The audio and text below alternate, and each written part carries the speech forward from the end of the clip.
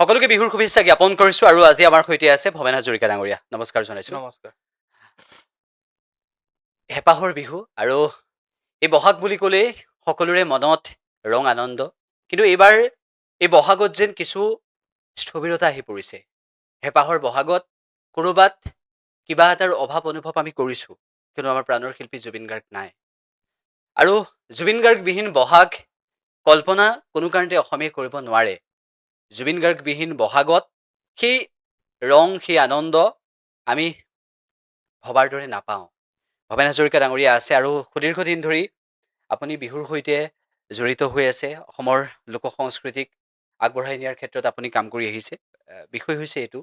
প্ৰথম এইটোৰ পৰাই আৰম্ভ কৰিছোঁ যে প্ৰাণৰ শিল্পীগৰাকীৰ বিয়োগৰ পিছত এই বহাগ ক'ৰবাত আমাৰ বাবে কিছু দুখ লগা হৈ পৰিছে। এই বহাগত আমি সেই ৰং পাবলৈ সক্ষম হোৱা নাই যে এনেকুৱা এটা সময়ত আমি জুবিন গাৰ্গৰ প্ৰতিটো গীত কেনেদৰে শুনি ভাল পাওঁ, জুবিন গাৰ্গৰ প্ৰতিটো অনুষ্ঠান কেনেদৰে অসমৰ ৰাইজে চাই ভাল পায়, সেয়া নতুনকৈ ক'ব নালাগে। বহাগ বুলি ক'লেই জুবিন গাৰ্গ আৰু জুবিন গাৰ্গ বুলি ক'লেই এক প্ৰকাৰ বহাগ। আৰু সেই জুবিন গাৰ্গবিহীন বহাগৰ প্ৰথম দিনটোত কি ক'ব বিচাৰিব? আচলতে জুবিন গাৰ্গ এটা সংস্কৃতি। যেনেকৈ কৃষ্ণ এটা সংস্কৃতি আছিল, জুবিন গাৰ্গো এটা সংস্কৃতি আছিল। আৰু সেই কথাটো প্ৰকৃতিয়ে প্ৰমাণ কৰি দিছে। আজি প্ৰকৃতিও দুষ্ট। আপুনি চাবচোন যে এইকেইদিন বতৰটোলৈকে যদি মন যায়, উম, যে বতৰটো যে ক'ৰবাত ক'ৰবাত ৰুষ্ট হৈ আছে তেনেকুৱা কথাটো পৰিলক্ষিত হয়। মানে জুবিন গাৰ্গ এটা সংস্কৃতি। উম, এতিয়া সেই সংস্কৃতিটোৰ অভাৱ মানুহে অনুভৱ কৰিছে। উম, মানুহৰ মনবোৰত সেই দুখ পৰিলক্ষিত হৈ আছে। কিন্তু কোনো প্ৰকাশ কৰিব পৰা নাই। মানুহৰ অন্তৰখনত জুবিন গাৰ্গ নোহোৱাৰ যিটো বেদনা, দুখ, সেইটো মানুহে মানে পুহি ৰাখিছে। আৰু সময় আহিব, সময়ে ক'ব যে সেই দুখটোৱে মানুহক কেনেকৈ কঙা কৰি পেলাইছে, আমাৰ সমাজখন, আমাৰ সংস্কৃতিটোক কেনেকৈ কঙা কৰি পেলাইছে, সেইটো সময় প্ৰকাশ কৰিব। এই এটা প্ৰজন্মই যেতিয়া জুবিন গাৰ্গৰ গান শুনি ডাঙৰ হৈছে আৰু অসমৰ বেছি সংখ্যক লোকেই পুৱাৰ পৰা নিশালৈকে জুবিন গাৰ্গৰ গীতৰ লগত কেনেদৰে ওতঃপ্ৰোতভাৱে জড়িত আমি সেইখিনি জানো। এই বহাগত জুবিন গাৰ্গে আমাক অনন্য উপহাৰ দিছিল। মই প্ৰথম দিনটোত এইখিনি কথা এইবাবেই সুধিব বিচাৰিছোঁ যে সেই উপহাৰখিনি জুবিন গাৰ্গে দি থৈ যোৱা আমাক উপহাৰখিনি, সেইখিনি আমি লৈ কেনেদৰে আমি বিহুটোক উদযাপন কৰিব পাৰোঁ, সেইখিনি সকলোৱে উপলব্ধি কৰিব পাৰোঁ। এই আহিবলগীয়া দিনবোৰততো আমি আৰু তেনেকুৱা নাপাম। উপহাৰ নাপাম। মানে জুবিন গাৰ্গে জাতিটোৰ কাৰণে যিমান দি থৈ গ'ল, জাতিয়ে কিন্তু তাৰ এক অংশও দিব নোৱাৰিলে। সাধাৰণ কথা, জুবিন গাৰ্গে শুই উঠাৰ পৰা ৰাতি শোৱালৈকে জুবিনে মানুহক সাৰ পাবলৈ শিকালে। জুবিন গাৰ্গে মানুহক টোপনি আনিবলৈও শিকালে। জুবিনৰ গানে, জুবিনৰ গীতে, জুবিনৰ চিন্তাই আৰু এটা প্ৰজন্মক জুবিনে নেতৃত্ব দিলে। উম, জুবিনৰ নেতৃত্বত থকা প্ৰজন্মটোৱে কিন্তু কেতিয়াও হৰিনাম ল'বলৈ নামঘৰলৈ নগ'লে, কিন্তু সেইটো ঘৰতে সেই হৰিনাম উপভোগ কৰিলে উম, আৰু সিহঁতক এটা সংস্কাৰ দিলে। বহুতে ক'ব খোজে জুবিন থকা সময়ত, মই কৈছোঁ জুবিন এটা সংস্কৃতিহে, উম, জুবিন নাম নহয়। যেনেকৈ কৃষ্ণ এটা সংস্কৃতি, উম, জুবিন এটা মানুহৰ নাম নহয়, জুবিন মানুহ নহয়, জুবিন এটা সংস্কৃতি জাতিটোৰ কাৰণে। উম, আৰু সেই সংস্কৃতিটো নোহোৱা হৈছে। আৰু আমি অসমীয়া জাতিটোৱে কিন্তু জুবিনক একো দিব নোৱাৰোঁ। উম, আমি জীয়াই থকা দিনত জুবিনক বদনাম গালোঁ, জুবিনক কঠোৰ সমালোচনা কৰিলোঁ, কিন্তু জুবিনে সেইবোৰ কেৰেপো কোৱা নাছিল। জুবিন এটা কাম, এটা কৰ্ম সংস্কৃতি। জুবিন এটা কামৰ যজ্ঞ। জুবিনে কাম কৰিছিল অহৰহ। ৰাতি শোৱা নাছিল, গান গাইছিল। ৰাতি শোৱা নাছিল, ষ্টুডিঅ'ত গান লিখিছিল, উম, গান কৰিছিল, মানুহক আমোদ দিছিল, চিনেমা কৰিছিল। আৰু জুবিনে পাগলৰ দৰে আচলতে যিমানখিনি কাম কৰিছিল, উম, অসমত চাগে আৰু দ্বিতীয়জন মানুহ নোলাব যে ইমানখিনি কাম কৰিব পৰা মানুহ এজন নোলাব। জুবিনেতো খোৱাৰ কথাটো আমাৰ মনতে নধৰে। জুবিনে খোৱাটো আমাৰ মনেই নধৰে, কিন্তু জুবিনে কাম কৰাৰ, কাঞ্চনজংঘাই চাওক, ৰৈ ৰৈ বিনালে চাওক, তুমি মোৰ মাথো মোৰ শ্বুটিঙত মই জুবিন যেতিয়া শ্বুটিং হৈছিল, উম, তেতিয়া মই চাবলৈ গৈছিলোঁ, তেতিয়া জুবিনক দেখিছিলোঁ মানে। উম, গতিকে সেই জুবিনটো ধৰক আজি নোহোৱা হৈছে। সেই জুবিন, উম। সেই এটা যজ্ঞ, এটা কৰ্মযজ্ঞ সম্পাদন শেষ হৈ গৈছে।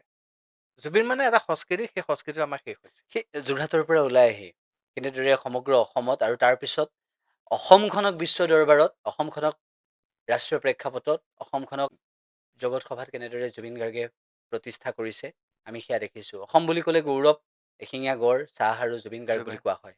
গতিকে সেই যোৰহাটৰ পৰা ওলাই অহাৰ যিটো যাত্ৰা, তাৰপিছত কেনেদৰে তেখেতৰ কামখিনি নিশ্চিতভাৱে বহুতৰে বাবে সেইখিনি প্ৰেৰণাৰ উৎস আৰু আহিবলগীয়া দিনবোৰত জুবিন গাৰ্গৰ আদৰ্শ লৈ যিসকল আগবাঢ়ি যাব বিচাৰে বা জুবিন গাৰ্গৰ গীত শুনি যিসকলে নিজেই গান গাবলৈ শিকিলে বা জুবিন গাৰ্গৰ গীত শুনি সেই সংগীতৰ জগতলৈ আহিলে, নিশ্চিতভাৱে জুবিন গাৰ্গে প্ৰতিগৰাকীৰ ক্ষেত্ৰত প্ৰভাৱ পেলাইছে।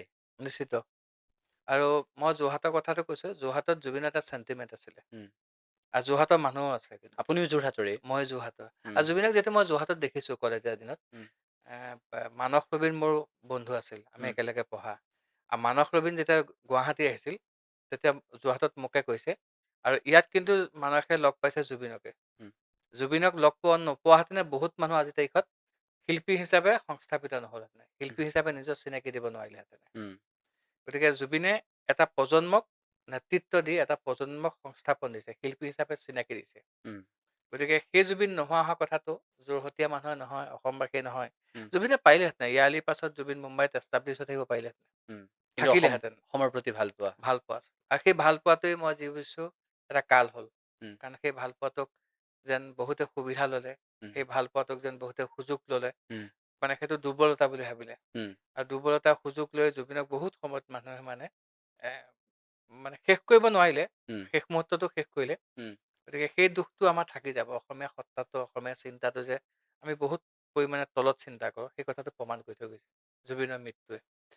ঠিক আছে, আমি আমাৰ প্ৰাণৰ শিল্পীগৰাকীক বহাগৰ পহিলা দিনটোত আমি স্মৰণ কৰিছোঁ, আৰু আমি এইটো কথাও ক'ব বিচাৰিছোঁ যে জুবিন গাৰ্গবিহীন অসম কোনো কাৰণতে সম্ভৱপৰ নহয়, আৰু জুবিন গাৰ্গবিহীন অসমখন ভাবিলে এটা দুখ লগা অনুভূতি, দুখ লগা এটা অনুভৱ। মই এইখিনি কথা সুধিব বিচাৰিছোঁ, বিহুৰ সৈতে আপুনি আহ, গৱেষণামূলক কাৰ্যৰ সৈতেও জড়িত। মই এইটো কথা জানিব বিচাৰোঁ, সেই তাহানিৰ দিনবোৰ আৰু এতিয়াৰ দিনবোৰ, আপুনিতো আগৰো বিহু দেখিছে, এতিয়াৰো গোটেইখিনি উপলব্ধি ভালদৰে কৰিব পাৰে, আৰু এতিয়াও খুব বিশেষভাৱে জড়িত। সেই গাঁৱৰ হুঁচৰিবোৰ আজিকালি নাইকিয়া হ'ল। এনেকুৱা এটা পৰিৱেশ আহিলে গাঁৱতো, আমি তাৰ সমান্তৰালভাৱে মঞ্চ বিহুৰ আমি প্ৰকোপটো বিশেষভাৱে দেখিবলৈ পালোঁ। বিহুৰ যিটো এই ক্ৰমবিৱৰ্তমান এটা, বিহুৰ যিটো এটা পৰিৱৰ্তনৰ আখৰা, আহ, সেইটোক লৈ কি ক'ব? সংস্কৃতিৰ পৰীক্ষা নিৰীক্ষা হয়। ব্ৰহ্মপুত্ৰত চাব, গেলা জীৱ জন্তু উটি আহে, ভাল কাঠো উঠি আহে, মেটেকা উঠি আহে, জীয়াও আহে, মৰাও আহে, দুৰ্গন্ধও আহে, সুগন্ধও আহে। উম, সংস্কৃতিত পৰিৱৰ্তন আহিছে। উম, বহুতে ভাবি আছিল যে গাঁৱৰ হুঁচৰি যোৱা নাই। এটা সময়ত গাঁৱৰ হুঁচৰি যোৱা আছিল। গাঁৱৰ হুঁচৰি যোৱা যিখিনি টকা পইচা বিহু মাৰি পাইছিল, নামঘৰলৈ বাতি কিনিছিল, নামঘৰটো ভাল কৰিছিল, ৰাজহুৱা পুথিভঁৰালটো ঠিক ঠাক কৰিছিল, ৰাজহুৱা পুথিভঁৰালে কিতাপ কিনিছিল, ৰাজহুৱা সম্পদসমূহ তেওঁলোকে উন্নতিকৰণ কৰিছিলে উম, সেই টকা পইচাৰে। আৰু বিহু কৰাৰ মাদকতাতকৈ আছিল গাঁওখিনি আৰ্থিকভাৱে বা কিছুমান পৰিমাণে স্বচ্ছল কৰা। উম, কিন্তু এতিয়া লাহে লাহে মানুহবোৰ নিজে স্বচ্ছল হৈ গ'ল, উম, মানুহবোৰ নিজে আৰ্থিকভাৱে সবল হ'ল, মানুহবোৰৰ গোটেই চিন্তা চৰ্চাবোৰ মোবাইল কেন্দ্ৰিক হ'ল। উম, আমি 24 ঘণ্টা মোবাইলত ব্যস্ত। গতিকে আমাৰ এটা সামান্য অজুহাতত আমি গাঁওবোৰ বিহুবোৰ এৰি দিওঁ। মই নিজৰ বেলিকাই কৈছোঁ উম, যে আজিৰ তাৰিখত মই সেই চিন্তাটো মনলৈ নাহে, বিহুখনৰ চিন্তাটো মনলৈ নাহে। আৰু আমি এটা সস্তীয়া জনপ্ৰিয়তাৰ পাছত ঘূৰি ফুৰোঁ মানুহবোৰ। গাঁওখন গাঁও কৰি ৰাখিবলৈ আপুনি যদি দুবাৰ চিন্তা কৰিছে, আনজনে আপোনাক সেই কামটোৰ পৰা আঁতৰাবলৈ 50 বাৰ চিন্তা কৰিছে।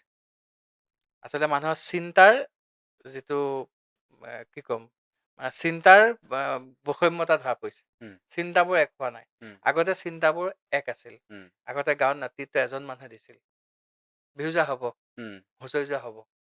আজি তাৰিখত সেই কথাটো হোৱাৰ লগে লগে হ'লে কি লাভ হ'ব, তেনেকৈ কোৱা হ'লে কি মানুহ হ'ব, আছে। তেনেকৈ হ'ব। উম, সেই চিন্তাটো, আৰু বিহু মঞ্চলৈ আহিল।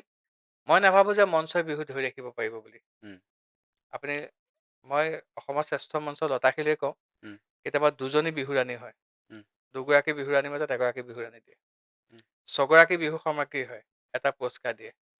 মানে ডাবুল সংখ্যালৈ যোৱাই নাই, উম, যুগ্ম সংখ্যালৈ যোৱাই নাই।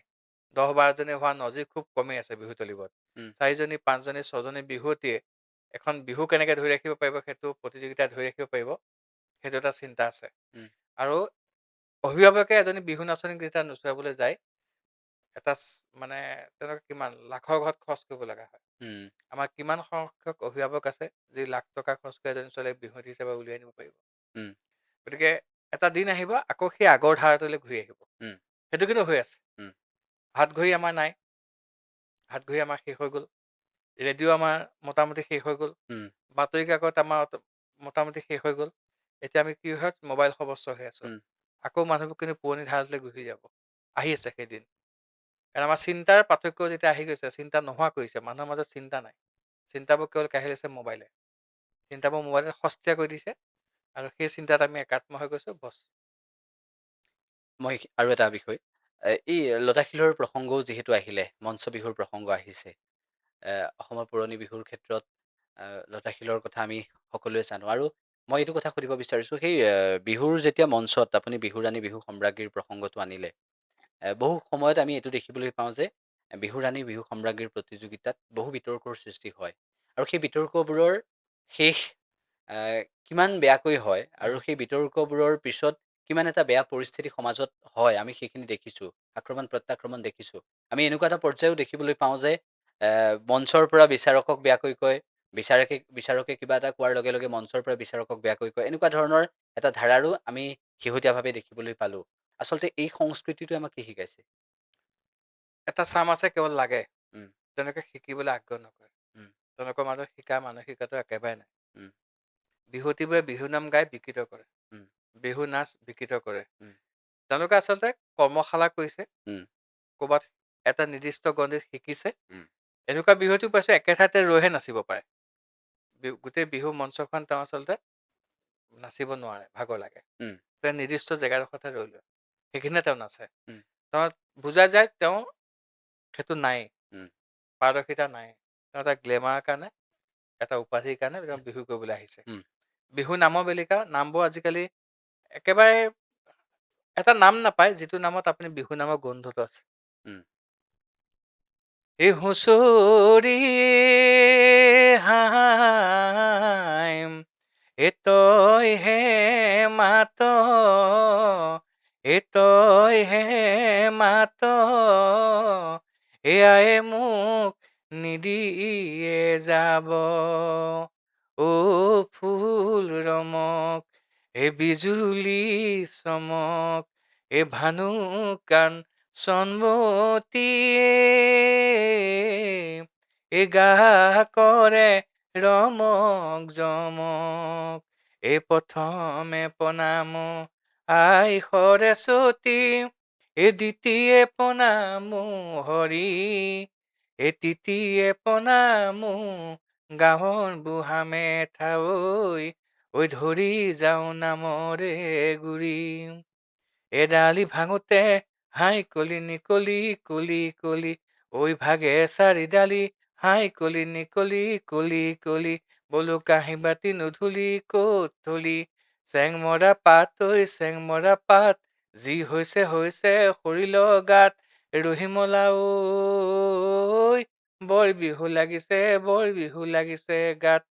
এতিয়া এই কথাখিনি চালো, মই গালো প্ৰথমে প্ৰণাম উম, আই সৰস্বতী, উম, দ্বিতীয় প্ৰণাম গালো, তৃতীয় প্ৰণাম গালো, মই সৰিল বুলি ক'লো, উম, মইতো সৰি বুলি কোৱা নাই, উম, কথিত আছিলে শব্দবোৰ। উম, এতিয়া আজিকালি বিহু নামত যিবোৰ চলে, মানে বিহু গীত চলে, এতিয়া উম, বিহু নাম নচলে। নাম আৰু গীতৰ মাজত পাৰ্থক্য আছে, উম।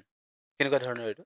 মই কৈ আছো। উম, এতিয়া যেতিয়া বিহুবোৰ চলে, উম, সৰহভাগে বিহু গীত গায়, উম, বিহু নাম নাগায়। আৰু আগত বিহু নাম গাওঁতে যেতিয়া প্ৰেম প্ৰীতি বিহু নাম এটা গায়, হাই বুলি আপুনি কিবা এটা কয়, এই হাই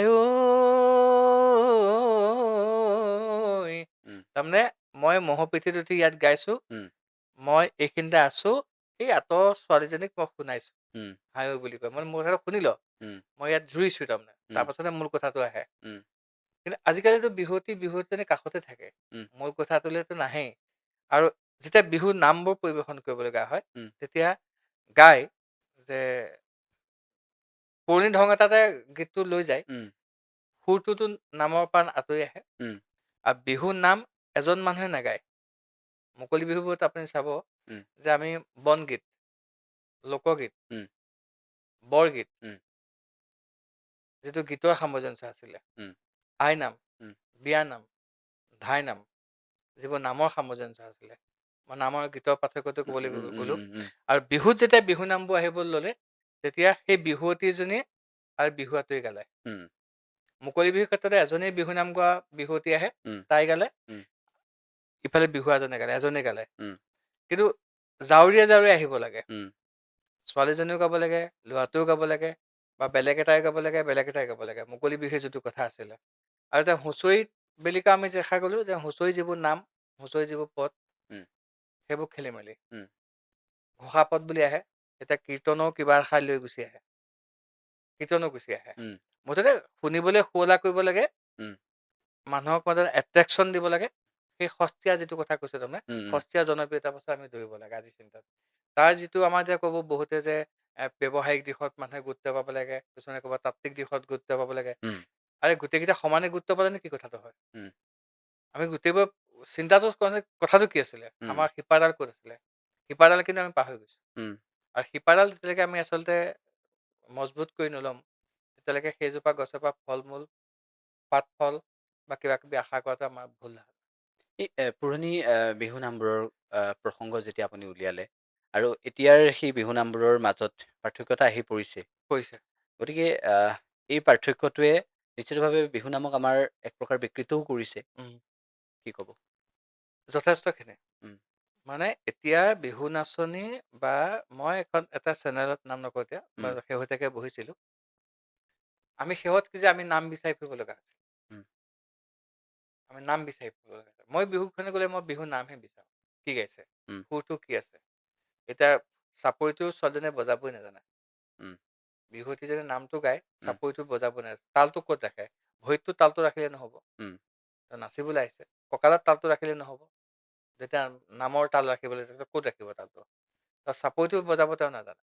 উম, টকাটো লৈ আহে, উম, টকাটো যুদ্ধ কৰা নিচিনাকৈ ঘূৰাই আহে, উম, কিন্তু টকাটো বজাব নাজানে। মানে তাৰমানে যেতিয়া টকাটো ঘূৰাই ঘূৰাই লৈ নামটো গায়, তেতিয়া আমি কৈছোঁ এইটো বিহু গীত গাইছে, তাৰমানে বিহুৱা নহয়, তাৰমানে গায়কহে।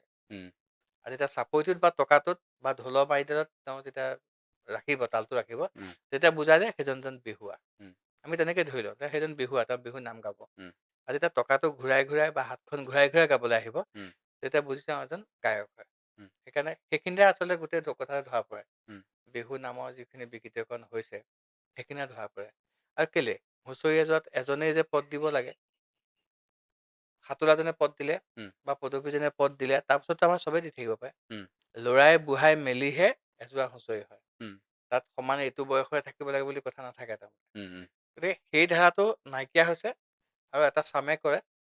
আৰু এতিয়া আজিকালিতো হুঁচৰিত বিহুৱতীও আহে, উম, ছোৱালীও আহে। উম, আমাৰ গৃহস্থ ঘৰত কেইজনী ছোৱালীৰ ওচৰত আমাৰ মানে মানুহে আঁঠু লৈ আশীৰ্বাদ লয়, সেৱা লয়। হুঁচৰি সম্পূৰ্ণ বেলেগ। উম, কোনোবাই বিহু হুঁচৰি কৈছে, মুকলি বিহু কৈছে, সেইবোৰ বেলেগ কথা। উম, উম, হুঁচৰি বুলি ক'লে হুঁচৰি আৰু। আমি খিচিৰি কি খাওঁ? উম, পাত বুলি ক'লে পাতেই। উম, তাত আকৌ আমুক পাত, মুগা বুলি ক'লে মুগাই, তাত আকৌ টচ মুগা, মিক্স মুগা, আমুক মুগা, সেইবোৰ কি হয়? উম, গতিকে মুগাই, পাত পাতেই। আমি উম। আচলতে সেই নিচিনা কৰিবলৈ যোৱাৰ কাৰণে আমাৰ সেই সমস্যাটো হৈছে। প্ৰতিযোগিতা এখনত অংশগ্ৰহণ কৰিবলৈ যাওঁতে বিহুৱতীসকলে বা বিহুৱাসকলে হুঁচৰিৰ ক্ষেত্ৰতেই হওক বা বিহু নাচনিৰ ক্ষেত্ৰতেই হওক কোনখিনি কথাত আটাইতকৈ বেছি গুৰুত্ব দিব লাগে এগৰাকী বিচাৰক হিচাপে যদি আপোনাৰ উত্তৰটো হয়। প্ৰথম কথা, সেইখিনি কামৰ কাৰণে তেওঁৰ যোগ্যতা আছেনে নাই? উম, তেওঁ সিমানখিনি শ্ৰম কৰিব পাৰিব নোৱাৰে। উম, সেই শ্ৰমৰ বিনিময়ত তেওঁৰ ফিটনেছটো। বিহুৱতীজনী বুলি ক'লে কেৱল মেকআপ কৰি ধুনীয়া হৈ আহিলে নহ'ব। উম, মই ধুনীয়া এটা আকৌ সৌন্দৰ্যৰ কথা কোৱা নাই। উম, তেওঁ সৌন্দৰ্যটো প্ৰকাশ পায় নাচত। সেইখিনি তেওঁ আছেনে নাই? কিমানখিনি তেওঁৰ শক্তি আছেনে নাই? উম, সেইটো চাব লাগিব।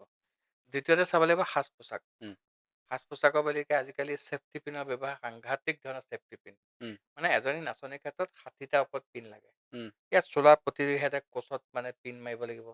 মানে যিটো আবোৰতাটো ঢাকিবৰ কাৰণে তেওঁলোকে পিন বেছিকৈ ব্যৱহাৰ কৰে। উম, সেইখিনি কথাত চাব লাগিব সাজ পোছাক কেনেকৈ আহিছে, তেওঁ পিন্ধা গামখাৰুযোৰ, মুঠি খাৰুযোৰ বা খাৰুযোৰ উম, পিয়'ৰ সোণৰ, পিয়'ৰ ৰূপৰ বা বজাৰৰ কিবা কিবি, উম, সেই কথাবোৰ তেওঁলোকে গুৰুত্ব দিব লাগে। যে উম, মই কি পিন্ধিছোঁ, মই কি কৰিম, মই কাক প্ৰতিনিধিত্ব কৰি গৈছোঁ, উম, মই এটা জাতিক প্ৰতিনিধিত্ব কৰি গৈছোঁ। উম, মই যেতিয়া জাতিক প্ৰতিনিধিত্ব কৰি কৈ যাম, মুগাৰ নিচিনা ৰিহাখন পিন্ধাতকৈ মই মুগাখন পিন্ধোঁ। উম, মুগাৰটো আমাৰ অভাৱ হোৱা নাই। আমাৰ ধেমাজিত মুগাৰ হৈ আছে, উৎপাদন হৈ আছে, লখিমপুৰত উৎপাদন হৈ আছে। উম, আমি যেতিয়া মুগাৰ চাদৰ এখন কিনিম, মুগাৰ ৰিহা এখন কিনিম, সেই পইচাটো কোনে পালে? আমাৰ অসমীয়া শিল্পী এজনে পালে। উম, যেতিয়া মুগাৰ নিচিনা পিন্ধিম, তেতিয়া উম, আমাৰ পইচাটো কোনে পালে? বাহিৰৰ পৰা পালে। উম, গতিকে এইটো এটা ইণ্ডাষ্ট্ৰি, বিহুটো এটা উদ্যোগ। উম, বিহুটোক এটা উদ্যোগলৈ পৰিণত হৈছে। সেইকাৰণে বিভিন্ন কোম্পানী আজিকালি বিহুক স্পনচৰ কৰিবলৈ আহে। উম, তেওঁলোকে ফলকত বিকৃতকৰণ কৰি বিহুটো দেখুৱায়। উম, গতিকে আমি সেই শুদ্ধ ৰূপটো দেখিব লাগিব। এতিয়া পাঞ্জাৱৰ ভাংৰা আপুনি চাব, এটা ভাংৰা 12 মাহে থাকে।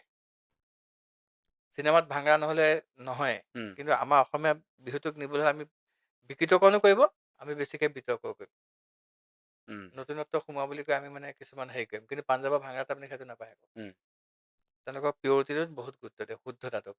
গতিকে আমি শুদ্ধতাটোক যেতিয়া গুৰুত্ব দিম, নাম, নাচ, উম, আনকি আপুনি ঢোলত যিখন কাপোৰ মাৰে, সেই কাপোৰখন ঢোলটো আগ অংশহে মেৰিয়াই থয়। উম, তাৰমানে একেখন কাপোৰকে দুভাগ কৰি এখন ইয়াত মেৰিলোঁ, এখন তাত মেৰিলোঁ। এই যিটো গা অংশ, এটা গা অংশ যিটো ভিতৰ ফালে সোমাই থাকে, উম, নেদেখে উম, না, উম, সেইটো কিন্তু কাপোৰখন নেমেৰিয়াই। আনকি মূৰত যিখন গামোচা মাৰে, সেই গামোচাখন পতিহে কিন্তু, উম, গামোচা নহয় আকৌ। তেনেকৈ বৈ লয় সৰুকৈ, মুখখন ওলাব লাগিব, পতিহে। সেই গামোচাখন যদি কোনোবা বিহু এটা কেনেকৈ জোকাই দিবলৈ কোৱা হয়, সেইখন কিন্তু কেতিয়াও গামোচা নহয়। আৰু সেইবোৰ বিহুটিকে আমি গুৰুত্ব দি আহিছোঁ, পুৰস্কাৰ দি আহিছোঁ। আৰু তেওঁলোকে বেছি বিতৰ্ক কৰে, উম, তেওঁলোকে বেছি বিতৰ্ক কৰে।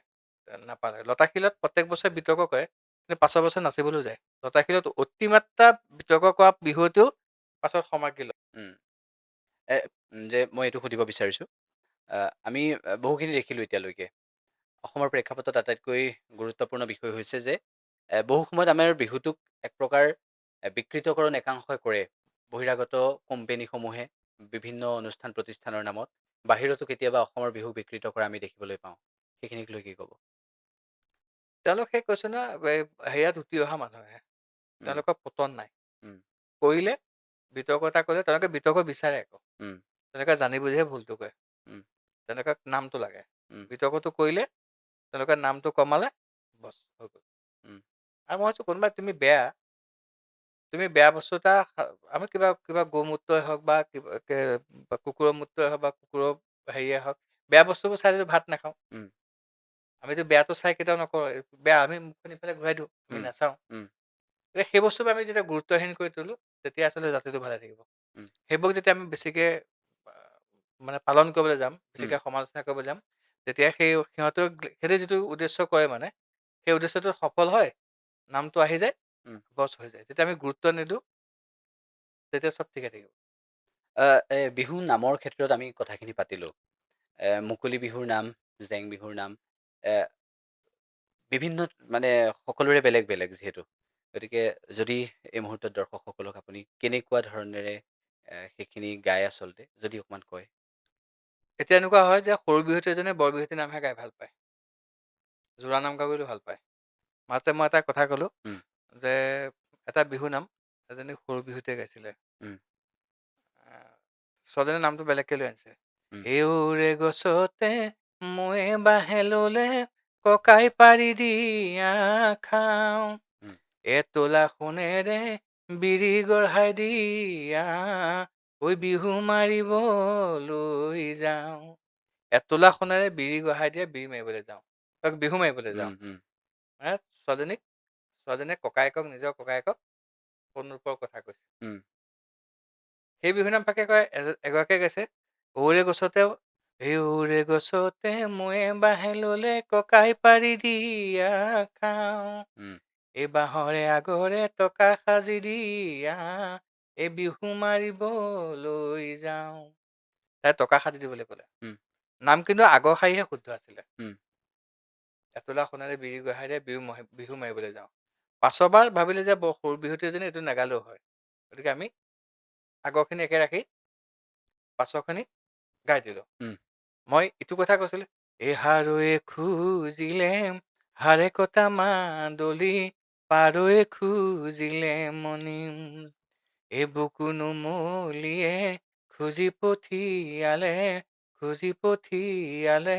এখন হাতী দাঁতৰ ফণি।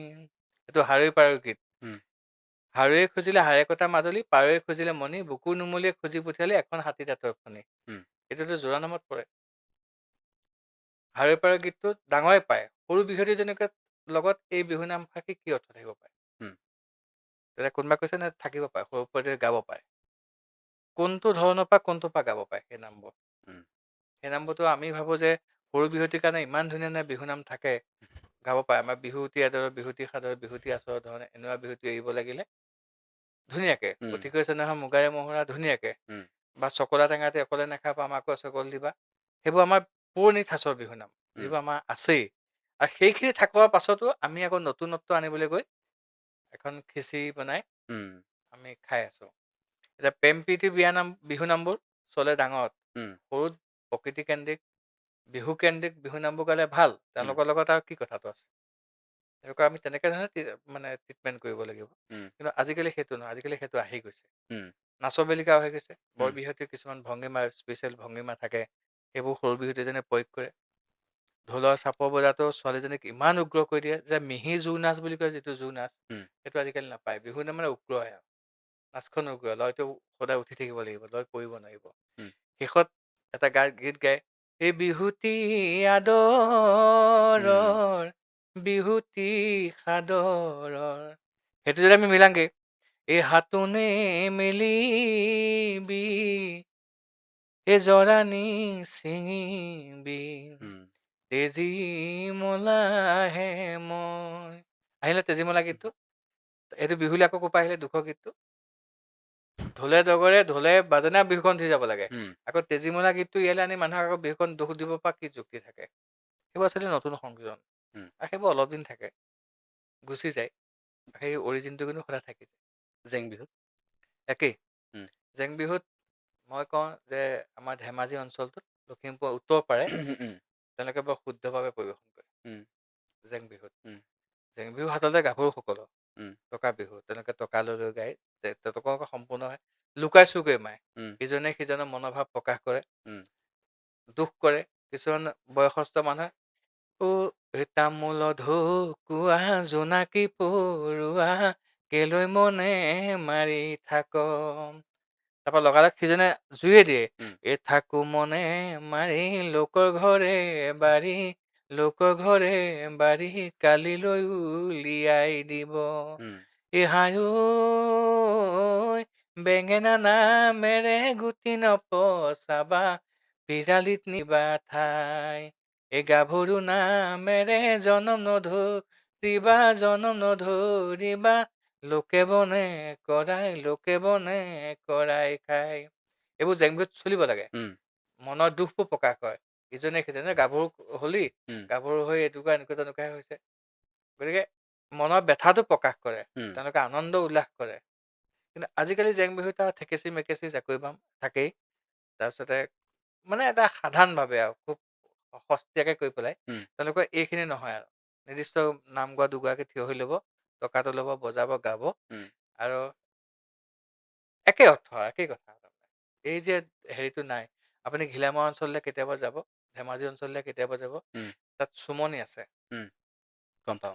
সেই চুমনিবোৰত বুঢ়ী মানুহবোৰে, আগৰ যিখিনি বয়সস্থ মানুহ থাকে, তেওঁলোকে যিবোৰ বিহুনাম গায়, সেইবোৰ প্ৰকৃত অৰ্থত বিহুনাম। উম, লাও হেন্দালি তলত বুঢ়ী মানুহে নাম গোৱা মই পাইছোঁ। হেন্দালি তলত কোনোবাই দেখে বুলি, বৰজনাক চৰজনাকে দেখা বুলি লাই হেন্দালিখন এতিয়া হেৰি হৈ যায় নহয়, সেই তলত সিহঁতে 2-3-4-4জনী বুঢ়ী মানুহ গোট খাই বিহু মৰা মই তাত দেখিছোঁ। উম, লুকাই চুৰকৈ গায়, উম, ইমান খোলা খুলিকৈ নাগায়। এতিয়াতো কথাই নাই, আমি কোৱা নাই যে মহিলাই স্বাধীনতা পাব নালাগে, পুৰণিখন ল'বই লাগিব বুলি আমি কৈ থকা নাই। উম, কিন্তু তেওঁলোকে যিটো পৰিৱেশনশৈলী পৰিৱেশন কৰিবলৈ আহে, সেই পৰিৱেশনশৈলীটো আৱৰতা নাথাকে। ৰিহা পিন্ধিব নাজানে, চাদৰ পিন্ধে, কিছুমানে চাদৰখন পিন্ধে ইমানলৈকে তেওঁলোকৰ মঙহ ওলাই থাকে, উম, সেইবোৰ দৃষ্টিগতো হয়। গতিকে সেই আবোৰতাটো লাগে, বিহুৰ এটা আবোৰতা আছে। উম, বহুতে কয় বিহু যৌনগন্ধি, বিহু উম, আমুক, বিহু যৌনগন্ধিটো অলপ বেলেগ ধৰণৰ। উম, বিহু যৌনগন্ধিটো মানুহে যিটো ভাবিছে সেইটো যৌনগন্ধি নহয়, কিন্তু বিহুৰ নামত আছে, উম, তাত কাব্যিকতা আছে, উম, তাত শালীনতা আছে। উম, এটা কথা বুজাবলৈ তাত বহুত বেলেগ ধৰণে মানে প্ৰয়োগ কৰা হৈছে, উম, প্ৰায়োগিক। তেওঁলোকে এজন চহা কবি, উম, যি বিহু নামখিনি কৈছিল, তেওঁলোকে লিখা নাছিল, তেওঁলোকে গাইছিলহে, তেওঁলোকে জাউৰীয়ে জয়ৰে গাইছিল। উম, গতিকে এতিয়া আমি যিহেতু বিহুনাম লিখোঁ, উম। লিখা আৰু গোৱাৰ মাজত পাৰ্থক্য আছে। এই বিহু হুঁচৰি দলবোৰৰ ক্ষেত্ৰত নিশ্চয় নীতি নিয়ম সেইখিনিৰ ক্ষেত্ৰতো আছে। আপুনি উম, পূৰ্বতেও কিছু কথা সেই বিষয়ে কৈছে। একেটা সময়তে আৰু এটা প্ৰশ্ন যে সেই যে প্ৰতিযোগিতাত বিচাৰকৰ প্ৰশ্নবোৰৰ উত্তৰ উম। সেইবোৰে কেনেধৰণৰ এখন প্ৰতিযোগিতাত মান নিৰূপণ কৰে? প্ৰশ্নটো উত্তৰ নম্বৰ দিব লাগে বুলি মই নাভাবোঁ। উম, মই নিজে কিন্তু কেতিয়াও নম্বৰ নিদিওঁ। উম, খালি বহুত সময়ত উদ্যোক্তাসকলে কেতিয়াবা কি কৰে, সময় পাৰ কৰাব লাগে। উম, আজিকালি বিহুটো ৰাতি হয়, শেষ ৰাতি বিহু। উম, বিহুৰ 10টা বজাত টিম ওলাইহে উম, বিহু দলবোৰ কৰিবলৈ আহে। এটা টিমে কৰাৰ পিছত মাজত বহুত সময় ৰৈ থাকিব লাগে। টিমবোৰ 5খন বিহু একে ৰাতিতে কৰে। উম, মই সন্ধিয়া 5 বজাৰ পৰা পাছদিনাখন 3টা বজালৈকে বিহু কৰা নজি আছে। উম, মানে বিহুবোৰ সদায় পাছতহে আহে। অ'ত মাৰিলে ত'ত মাৰিলে তেনেকুৱা হয়।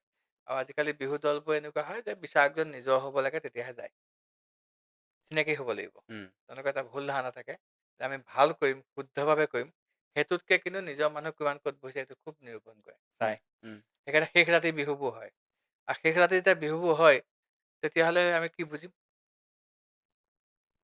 উম, বুজিবলৈতো আমাৰ বাকী নাথাকিল যে তেওঁলোকে আচলতে কিহৰ ওপৰত তেওঁলোকৰ সম্পূৰ্ণ এটা মানে কি অৰ্থনৈতিক দিশটো, পুৰস্কাৰ দিশটো জড়িত হৈ থাকিলে।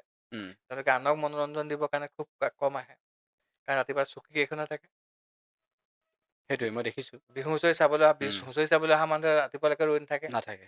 তেওঁলোকে 9টা 10টালৈকে চালে তেতিয়া কোনো মানুহে আজিৰ তাৰিখত হুঁচৰি চাইছে বুলি ক'বই নোৱাৰে। ৰাতিপুৱা খোজকাঢ়িবলৈ যোৱা মানুহকেইটাই, দেখে। কুকুৰ ফুৰাবলৈ লৈ যোৱা মানুহকেইটাইহে বিহু নাই ময়ো দেখোঁ। মই দেখিছে। যেতিয়া ৰাতিপুৱা ৰেডিঅ'লৈ যাওঁ, তেতিয়াহে উম, মই দেখোঁ যে বিহু অনুষ্ঠান হৈ আছে। উম, 6টা 7টাত বিহু অনুষ্ঠান থাকে। উম, তেতিয়া তেনেকুৱাতে দেখিবলৈ পাওঁ। উম। গতিকে গোটেই কথাবোৰ আৰু সেইবোৰ কাৰণে উদ্যোক্তা সমিতিও জড়িত, উম, দোষী হৈ থাকে বহু পৰিমাণে। বিহুৱা বিহুৱতীসকলো দোষী হৈ থাকে। গতিকে আমি সকলোকে দোষ দিব লাগিব। আমি কোনো সময়তো নিৰূপণ নকৰোঁ। আৰু কিছুমান কথা থাকিল মানে বিহুৱা দলবোৰ যিহেতু তেওঁলোকে একেলগেই থাকে, উম, তেওঁলোকে একেলগেই থাকে, তেওঁলোকে সেই চিন্তাটো কৰিব পাৰে। আৰু সেই চিন্তাটো নকৰাৰ কাৰণে আমি বহুত দুৰ্ঘটনাৰ সন্মুখীন হৈছোঁ। বহুতক আমি হেৰুৱাইছোঁ। হেৰুৱাইছোঁ। বহু গতিকে ঘটনা হৈছে এনেকুৱা। হৈছে। তাৰ পাছতো আমি শিক্ষা লোৱা নাই। উম। তাৰ কাৰণে আমি দোষী। আমি বিহুৰ যিখিনি বিকৃতকৰণৰ প্ৰসংগটো কথা পাতিলোঁ, বিহুৰ অনুষ্ঠানসমূহ, মঞ্চ বিহুৰ প্ৰসংগটো আমি পাতিলোঁ। বিভিন্ন বিতৰ্ক বিভিন্ন সময়ত হৈ থাকে। এখন বিহু আমি কেনেকুৱা হোৱাটো বিচাৰোঁ? অসমত এনেকুৱা কিছুমান ল'ৰা আছে, উম, যি বহাগত বিহু কৰে, উম, জেঠত বৰসবাহৰ ভাওনাখন কৰে, উম, আহাৰত কঠীয়া পায়, শাওণত ৰোৱে, ভাদত ভাওনা কৰে, উম, গুৰুকেইজনা তিথি পালন কৰে, উম, আহিনত দিহানাম গায়, উম, শংকৰ জন্মোৎসৱ আহে, কাতিত নতুন নতুন কিছুমান চিন্তা কৰে, উম, আঘোণত আকৌ খেতিত ধৰে, উম, পুহ মাহত মানে ভাওনা কম্পিটিশ্যন কৰে, উম, পুহ মাঘ, উম, ফাগুনত, চ'তলৈকে আৰু উম, চ'তৰ মাহটো আকৌ এইফালে আখৰা কৰিবলৈ আহে নহয়। উম, সেই ল'ৰাকেইটা অকণ সংস্কৃতিকৈ খাই আছে। উম, তেওঁলোকে ঢোলটো লয়, পেঁপাটো লয়, খোল। খোলটো লয়, উম, নেগেৰাটো লয়। উম, তেওঁলোকৰ কামেই সেইটো। উম, আৰু অফ পালেই ষ্টুডিঅ'লৈ আহে, ষ্টুডিঅ'ত বজাই মেলি থাকে। উম, প্ৰকৃত শিল্পী তেওঁলোক। উম, আমাৰ বহুত ল'ৰাও এনেকুৱা আছে যে ইয়াত কিবা এটা কৰিবলৈ নোপোৱাৰ কাৰণে তেওঁলোকে আজি বেলেগ দেশলৈ গুচি গৈছে, উম, বেলেগ ৰাজ্যলৈ গৈছে, তাত কাম কৰিছে। উম, তাত তেওঁলোকে চিকিউৰিটি গাৰ্ড কৰিছে, কোনোবা উদ্যোগত কাম কৰিছে, খেতি পথাৰত কাম কৰিছে, উম, দুটকা অসমতকৈ বেছি কৰিছে কাৰণে গৈছে। উম, আমাৰ এই থাকি যোৱা মানুহকেইজনে থাকি যোৱা মানুহকেইজনে শিল্পী, থকাকেইজনে জাতিটোক ধৰি ৰাখিছে। উম, বাকী যিবোৰ ডাঙৰ মানুহ তথাকথিত সেই টকা পইচা পোৱা মানুহ তেওঁলোকক কিন্তু ধৰি ৰখা নাই। উম, তেনেকৈ বহুত সময়ত জাতিটোক বিপদাপন্ন কৰিছে। উম, বিহুলৈও তেনেকৈ এক শ্ৰেণীৰ মানুহ আহে, তেওঁলোকৰ টকা পইচা আছে, নিজৰ ছোৱালীজনী দেখাত ধুনীয়া, বিহুৱতী কৰি নিব লাগে, এটা গ্লেমাৰ লাগে, উম, এটা জনপ্ৰিয়তা লাগে, উম, সস্তীয়া জনপ্ৰিয়তা, উম, আৰু উম, সেইসকলে বিতৰ্ক কৰে। উম, সেইসকলে বিতৰ্ক কৰে। মই এনেকুৱা বিহুৱতী পাইছোঁ, যি জীৱনত একো পাবলৈ নাই। উম, মানে বিহুৰ উম, ক্ষেত্ৰখনত। উম, ধৰক লতাশিলত ৰাণী কৰি সমাগী তিনিটাই পাইছে, চেনেলবোৰতো তেওঁ বিভিন্ন উপাধি পাইছে, আৰু কোনো এখন বিহুতলী নাই য'ত তেওঁ পুৰস্কাৰ এটা নোপোৱাকৈ থকা নাই। উম, কিন্তু সেই বিহুটিৰ কেতিয়াও বিতৰ্ক কৰা নাছিল, উম, নকৰে। উম, ক'ৰবাত যদি তেনেকৈ পুৰস্কাৰ পোৱা নাই, সাধাৰণভাৱে লৈ লৈছে যে মোৰ ইয়াত যোগ্যতা কম আছে। উম, আৰু যিবোৰ আচলতে বিতৰ্ক কৰিছেহি, উম, তেওঁলোকে সেই বিতৰ্ক কৰিছে আৰু নিজক ফ'কাছ কৰিছে, চেছ। আমি সেইখিনি নিবিচাৰোঁ। আমি নিবিচাৰোঁ। এতিয়া লতাশিলৰ বেলিকা আমি ক'ম বিতৰ্ক হ'বই কাইলৈ পৰহিলৈ। উম, নোপোৱাকেইজনে পূৰা ফেচবুক কৰিব, ধেৰ কৰিব। উম, কিন্তু অহা বছৰ সেইকেইজনে আকৌ বিহু কৰিবলৈ দেখিছোঁ, আহে। আমি প্ৰতি বছৰে দেখোঁ লতাশিলত। সেইকেইজন অহা বছৰ আহিব। ফেচবুকত কেনেদৰে লিখে আমি অঁ সেইখিনি দেখিছোঁ, উম, বিতৰ্ক হোৱাৰ পিছত। উম, কেনেদৰে নোপোৱাৰ পিছত কি কৰে। উম, গতিকে এইখিনি নিশ্চিতভাৱে এখন বিহুকেই নহয়, সেই যিগৰাকীয়ে বিতৰ্কটো সৃষ্টি কৰে, উম, তেওঁৰ প্ৰকৃত চৰিত্ৰটো প্ৰকাশ পায়। প্ৰকাশ পায়। উম, এতিয়া লতাশিলে শেষ কৰিব নোৱাৰে, উম, লতাশিল চলি থাকিব। উম, লতাশিলে সেইখিনি কথা আওকাণো কৰে। বহুত উম, সময়ত লতাশিলে উত্তৰ দিব লগা হৈছে। উম, চেনেলতে আহি উত্তৰ দিব লগা হৈছে। তেতিয়া আমাৰ নিজৰ বেয়া লাগে যে তেওঁলোকে উদ্যোক্তাসকলে বিহুখন পাতে, উম, কেলৈ পাতে? উম, যে বিহুখন ভাল হওক, আমাৰ বিহুখন এটা মান মৰ্যাদা ৰাখক, আমাৰ বিহুখন সকলোৱে চাওক, উম, আমাৰ এটা পৰিৱেশ সূচনা হয়। উম, বিহুৱতীসকলেও যায়, আমি পুৰস্কাৰ এটা পাওঁ, উম, আমাক নিজক অকণমান সেইকণ সময়তে আমি কিবা এটা পাৰদৰ্শিতা দেখুৱাওঁ। উম, উম, আৰু মই বুলিয়ে কৈছোঁ, উম, মোৰ নিচিনা কিছুমান আমি ধৰক বিশ্বাস থাকোঁ, উম, যি আচলতে গোটেই পৰিৱেশটোৰ মাজত সোমাই উম, আমি বেয়া কৰোঁ। উম, বিশ্বাস শ্ৰেণীতে ভাঙিবলৈহে যায়। উম, বিহুৰ ক্ষেত্ৰতো দেখা যায় যে ধৰ্মই সমাজখন ভাঙি আহিছে। উম, উম, আজি ৰাজনীতিত সকলোতকৈ ডাঙৰ বস্তুটো হৈছে ধৰ্ম। উম, সংস্কৃতিটো আজিৰ দেশত কিন্তু ধৰ্মই প্ৰাধান্য পাইছে। ধৰ্ম বেষ্ট হৈছে, ধৰ্মই প্ৰধান। বুজিছোঁ। আৰু বিহুত যেতিয়া বিহুখন হয়, ইঘৰে সিঘৰে নোযোৱা মানুহ গাঁৱত হুঁচৰি মাৰিবলৈ গুচি যায় কিন্তু। বিহুৰ যায়, দিনাখন ৰৈ নাথাকে। যায়, যায়। উম, মানে মাটি বাৰী কাজিয়া লগা মানুহ ঘৰেও যায়। যায়, সা উম, সম্পত্তি কাজিয়া লগা মানুহ ঘৰ বিহুৰ দিনাখন কিন্তু বিহু মাৰিবলৈ যায়। উম, কিন্তু নামঘৰলৈ আপুনি ধৰ্ম ল'বলৈ কিন্তু নাযায় আকৌ। মই দিয়া শৰাইখন খাবলৈ আপুনি নাযায়। উম, আপোনাৰ সৈতে মোৰ বেয়া হৈ থাকিলে। ধৰ্মই সদায় সমাজ ভাঙি আহিছে আৰু বিহুৱে সদায় সমাজ পাতি আহিছে। ঠিক আছে। গতিকে আপুনি বহুখিনি কথা কৈছে আৰু শেষত এইটোৱে সুধিব বিচাৰিম যে আহিবলগীয়া দিনবোৰত এই বিহুক ধৰি ৰখাৰ ক্ষেত্ৰত সকলোৰে দায়িত্ব আৰু কৰণীয় নিশ্চিতভাৱে আছে। কি আহ্বান জনাব? জাতিটোক ভাল পাব লাগিব। উম, চিন্তাক ভাল পাব লাগিব। উম, জুবিনে জাতিটোক ভাল পাইছিল। উম, জুবিন গাৰ্গে মানুহৰ চিন্তাক ভাল পাইছিল। উম, জুবিন গাৰ্গ গ'লে কোনোবাই বোকাত নাচিবলৈ গৈছিল। উম, আচলতে জুবিন গাৰ্গে নচুৱাব পাৰিছিল। উম, নচুৱাব পাৰিছিল কাৰণে নাচিছিল। উম, ইমানলৈকে ভাল পাইছিল উম, যে জুবিন গাৰ্গৰ কাৰণে তেওঁলোকে অৰ্ধলগ্ন হৈ মানে উলংগ হৈ তেওঁলোকে নাচিছিল তাৰমানে। উম, সেই ৰাতিটো জুবিনৰ ৰাতি আছিলে। উম, সেই ৰাতিটো জুবিনৰ কাৰণে ৰাতি আছিল, তেওঁলোকৰ কাৰণে। উম, মই তেওঁলোকক কেতিয়াও নকওঁ দেই বেপেৰুৱা কৈছে বা এনেকৈ। মই সেই লোকক আজি তেখেত মোৰ এটা ভয় লাগি আছে, উম, সেই যিবোৰ নাচিছিল, ভাল পাইছিল, তেওঁলোকে যে উল্লাসটো এতিয়া কেনেকৈ দমন কৰিব তাৰমানে। মোৰ সেইটোৱে। সেই ভয়টো কিন্তু সেই শংকাটো সেই মানুহখিনিলে মোৰ বেয়া লাগি থাকে। উম, মই নিজে দেখিছোঁ জুবিনৰ অনুষ্ঠানত, মই নিজে দেখিছোঁ, সেই দৃশ্য মই পৰিলক্ষিত কৰিছোঁ। উম, মই নচা নাই, কিন্তু আঁতৰৰ পৰা মই সিহঁতৰ আনন্দ উপভোগ কৰিছিলোঁ। উম, যে তেওঁলোকে কিমান আনন্দ, সেই আনন্দকণ জুবিনে দিব পাৰিছিল। উম, সকলো শিল্পীয়ে দিব নোৱাৰে কিন্তু। সেইটোৱে। সকলোৱে কৰিব নোৱাৰে। সেইকাৰণে কৈছোঁ জুবিন মানুহ নহয়, জুবিন একো নহয়, জুবিন এটা সংস্কৃতি। যেনেকৈ কৃষ্ণ এটা আমি সংস্কৃতি বুলি কওঁ, জুবিন এটা সংস্কৃতিৰ সৃষ্টি কৰি থৈ গৈছে। গতিকে এই এই এই বস্তুবোৰ যে আহিছে, মানুহবোৰ দুখবোৰ যে আছে, উম, গতিকে মানুহে শিপাডাল পাহৰি উম, নগৈ উম, শিপাডালৰ লগত ধৰি জাতিটোক ভাল পাবলৈ শিকক, জাতিৰ চিন্তাক কাম কৰিবলৈ শিকক, জাতিটোৱে যিটো বিচাৰিছে। উম, জুবিনে জাতিটোৱে বিচৰা কাম কৰিছিলে। উম, উম, জুবিনৰ প্ৰতিটো কাম জাতীয় চেতনাৰ লগত জড়িত হৈ আছিলে। উম, উম, জাতীয় জীৱনক সি বান্ধি ৰাখিব পাৰিছিলে। আৰু জুবিন গাৰ্গক চাবচোন, মানুহে সি, তই, আহ, জুবিন চব ক'ব পাৰে। ক'ব পাৰে, কৈ উম, ভাল পায়। উম, আমি কাক কওঁ? ঘৰৰ মানুহটোক মাজতে এটা বিতৰ্ক হৈছিলে, জুবিনক তই বুলি ক'লে, জুবিন কোনোবাই বিতৰ্ক কৰে। উম, জুবিন বুলি কৈ ভাল লাগে। মাতিবলৈ কয়ে, নিজেই কয় জুবিন তেখেতে। বুলি কৈ ভাল লাগে, কিন্তু উম, জুবিন দা বুলি ক'লে ভাল নালাগে। জয় জুবিন দা কয়, উম, জুবিন দাৰ ল'ৰা কয় জুবিন উম, দা, কিন্তু চাবচোন জুবিন বুলি কৈ ভাল লাগে। উম, আৰু বুঢ়া মানুহজনৰ মুখতো যদি জুবিন, 4 বছৰীয়া ল'ৰাটোৰ মুখতো কিন্তু জুবিন। সেইটোৱে। উম, গতিকে আমি এটা কথা কওঁ যে আমি সকলোৱে জাতিক ভাল পাব লাগিব। জাতিক ভাল পাবলৈ হ'লে বিহুক ভাল পাব লাগিব, কাৰণ আমাৰ পৰিচয়টো বিহুতহে আছে। আৰু বিহুক যেতিয়া আমি ভাল পাবলৈ শিকিম, আমি সকলো বিতৰ্কৰ পৰা, আমি নিজৰ মাক বেয়া বুলি বিতৰ্ক নকৰোঁ, নিজৰ কামটোক বেয়া বুলি আমি বিতৰ্ক নকৰোঁ। উম, গতিকে বিহুক লৈ বিতৰ্ক নকৰিব। নাই পোৱা, ভাল কৰিবলৈ চেষ্টা কৰক, উম, প্ৰতিযোগিতামুখী নকৰিব। মই বিহু শিকিছোঁ, মোৰ ছোৱালীজনীক শিকাম, মোৰ ছোৱালীজনী আনক শিকাওক, উম, সকলোৱে বিহু জানক, বিহু শিকক, বিহু কৰোঁ, উম, যিহেতু আমাৰ বিহু পৰিচয়। গতিকে সেইটোৱে। আমি পৰিচয়টো যাতে সদায় ঠিক কৰি ৰাখোঁ, সেই কথাটোতে আটাই মনোনিৱেশ কৰাটো উচিত। নিশ্চয়। এইখিনি সময় দিয়াৰ বাবে ধন্যবাদ। আৰু ভৱেন হাজৰিকা ডাঙৰীয়াই বিহু সম্পৰ্কীয় গ্ৰন্থৰ বাবে ইতিমধ্যে অসম সাহিত্য সভাৰ সন্মান লাভ কৰিবলৈ সক্ষম হৈছে। কেৱল সিমানেই নহয়, শতাধিক যুৱক যুৱতীক সেই ঢোল খোলৰ প্ৰতি কেনেদৰে আগ্ৰহী কৰি তুলিছে, কেনেদৰে শিকাইছে, মঞ্জুলা কলাকেন্দ্ৰৰ জৰিয়তে তেখেতে দীৰ্ঘদিন ধৰি অসমৰ লোক সংস্কৃতিৰ ক্ষেত্ৰখনৰ সৈতে কেনেদৰে জড়িত হৈ আছে। আৰু নিশ্চিতভাৱে তেখেতৰ এই বক্তব্যখিনিয়ে আহিবলগীয়া দিনবোৰৰ প্ৰজন্মক সকলোকে উপকৃত কৰিব। আৰু এতিয়া যিসকলে বিহুক লৈ বিকৃত কৰে, তেওঁলোকৰ বাবেও এই অনুষ্ঠান। আৰু যিসকলে বিহুক ভাল পায়, যিসকলে জাতিটোক ভাল পায়, তেওঁলোকৰ বাবেও এই অনুষ্ঠান সামৰিছোঁ। ধন্যবাদ।